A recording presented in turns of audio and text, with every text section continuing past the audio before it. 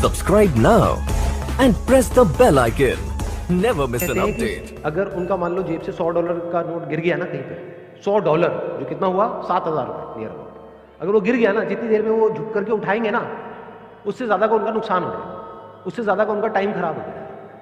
ये उनकी कैलकुलेशन, आपके लिए नहीं है। कहीं आपका भी 2000 का पत्ता गिर जाए, मेरा टाइम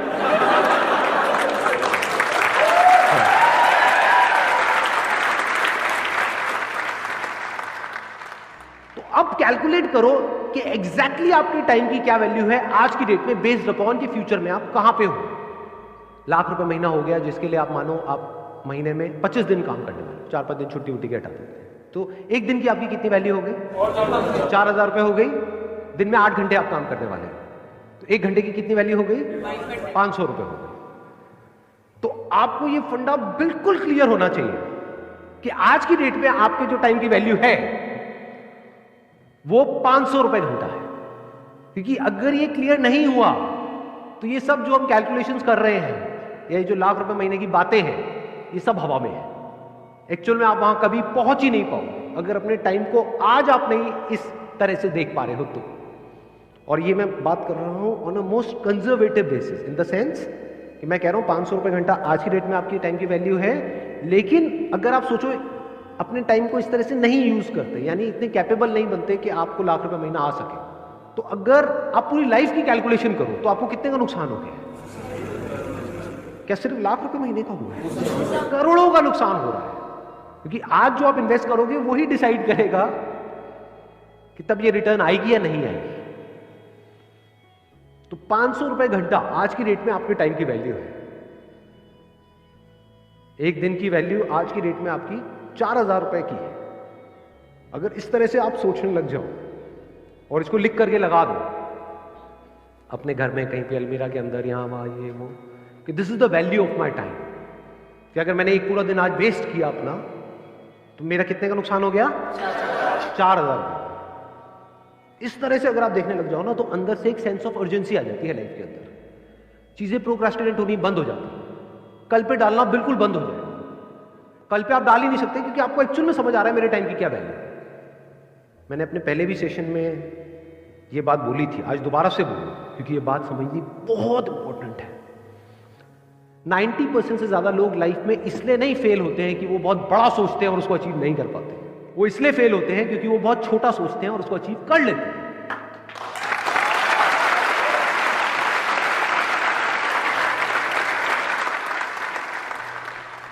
एक गरीब इंसान कैसे अपने जो है वक्त को भी और पैसे को भी कैसे आपने बोल दिया कि हम ज्यादा पैसा खर्च करके अपने टाइम को बचा सकते हैं, लेकिन एक गरीब है, वो स्टूडेंट है और दिल्ली में रह करके पढ़ रहा है, उसके माँ बाप ज्यादा उसको नहीं कर पा रहे हैं, मतलब हेल्प नहीं कर पा रहे हैं उसकी, तो वो कैसे जो है अपने जो है टाइम को मैनेजमेंट करेगा और पैसों को साथ में लेकर के चलेगा? सवाल यहाँ पर गरीब और अमीर का नहीं है, सवाल है शॉर्ट टर्म विजन और लॉन्ग टर्म विजन का। क्या पास्ट में ऐसे लोग हुए हैं इस दुनिया में जो जिस भी डेफिनेशन को आप गरीब बोल रहे हैं, जो उससे भी बहुत नीचे के लेवल पे थे और आज इस लेवल पे है कि कोई सपने में भी नहीं सोच सकता? तो ये गरीब और अमीर बीच में कहां से आ गए?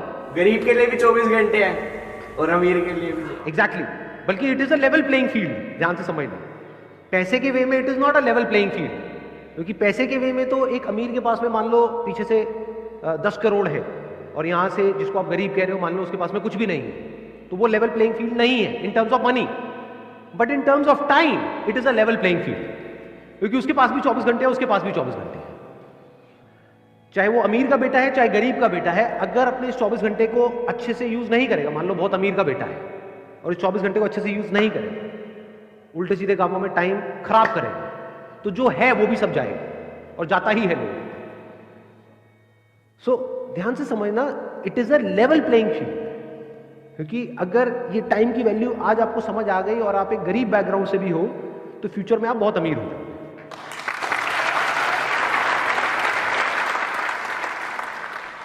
देखो ध्यान से समझो, मैं आपको थोड़ा सा फर्क बताता हूं, शायद आप समझ पाओ मेरी इस बात को। मैं पहले बिजनेस का एग्जांपल दूंगा, फिर टाइम में आपको एक्सप्लेन करूंगा क्या है। अगर कोई लॉन्ग टर्म विजन से बिजनेस कर रहा होगा, वो क्या कहेगा मुझे इसकी परवाह नहीं है कि आज मार्केट में क्या हो, मुझे अपना एक ब्रांड बनाना है, जो ब्रांड 1 या 2 दिन में नहीं बनता, जिसको बनने में 5 साल लगेंगे, उसके लिए मैं इतना इन्वेस्ट कर रहा हूं। एक बार मेरा ब्रांड बन गया और उस ब्रांड की रिकॉल वैल्यू है, तो ये जो मार्केट है जो एक्सट्रीमली कॉम्पिटिटिव है, जहां पे सब एक दूसरे से लड़ रहे हैं, मर रहे हैं, कट रहे हैं, और जहां पर मार्जिन ऑलमोस्ट जीरो है, एक बार मेरा ब्रांड बन गया तो मैं जिस रेट में चाहूंगा उस रेट में बेचूंगा अपने माल को। अब यही जो बात मैंने बिजनेस में बोली, इसको लगाओ टाइम के कॉन्सेप्ट में। एक तरीका क्या है कि जैसे अभी सब अपने टाइम को यूज कर रहे हैं, बल्कि यूज क्या कहूंगा, मिस यूज कर रहे हैं। Majority of people they are not using their time, they are just misusing their time. तो आप भी भेड़ चाल में उसी तरह से अपने टाइम को मिस यूज करो। दूसरा है, आप ब्रांड के बारे में सोचो।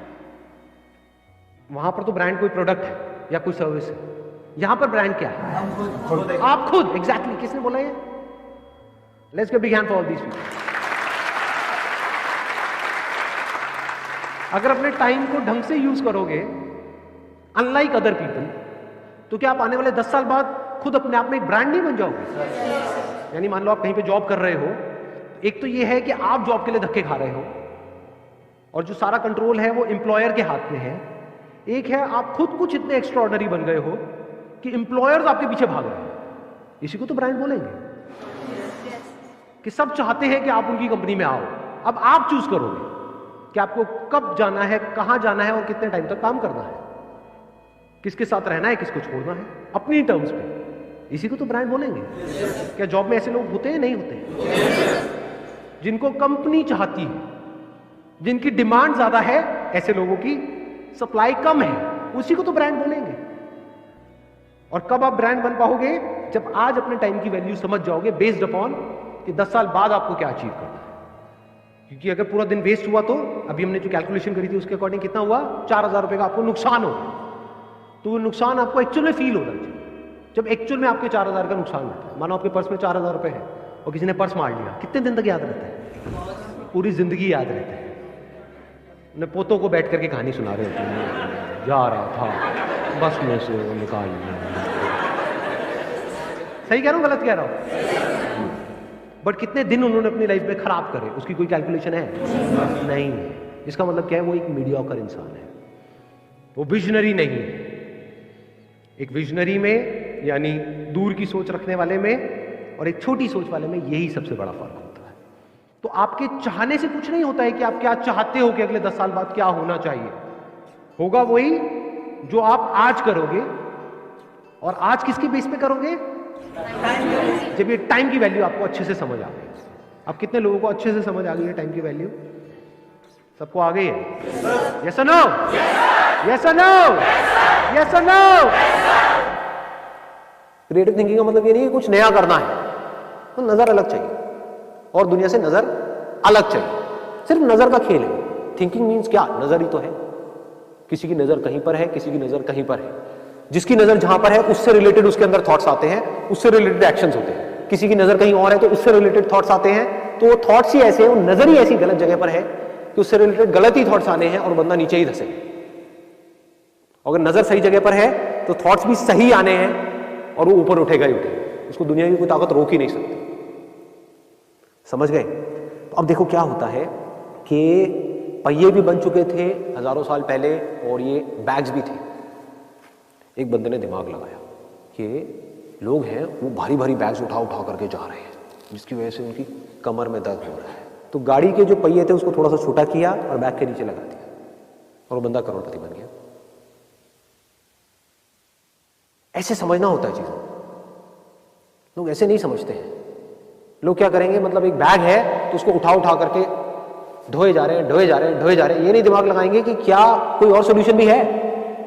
सोचो ना, हो सकता है उस बंदे को खुद कोई प्रॉब्लम आई हो कि मैं ये भारी बैग उठा करके लेके जा रहा हूं, तो उसने दिमाग लगाया हो कि मेरी ये प्रॉब्लम कैसे सॉल्व होगी, तो उसका दिमाग चल गया।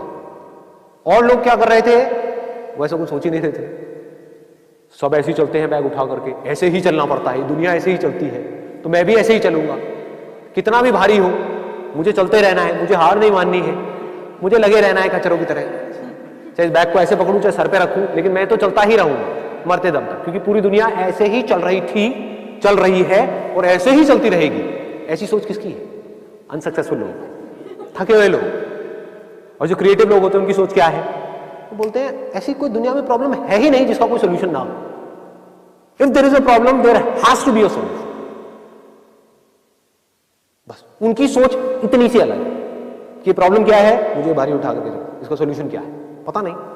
पहला तो थॉट यही आएगा ना माइंड में, पता नहीं। लेकिन जो अनसक्सेसफुल लोग होंगे वो क्या करेंगे, वो वहीं पे रुक जाएंगे, पता नहीं, ना मुझे पता है ना किसी और को पता है, पता होता तो इसका सॉल्यूशन निकल गया होता। लेकिन जो क्रिएटिव लोग हैं वो क्या करेंगे, मुझे पता नहीं लेकिन मुझे पता लगाना है, कैसे होगा कैसे होगा कैसे होगा कैसे, ध्यान से समझना क्या हो रहा है। क्रिएटिव थिंकिंग का एसेंस क्या है अगर फोकस नहीं है तो? फोकस कहां पर, प्रॉब्लम के ऊपर, प्रॉब्लम में ही सॉल्यूशन होता है।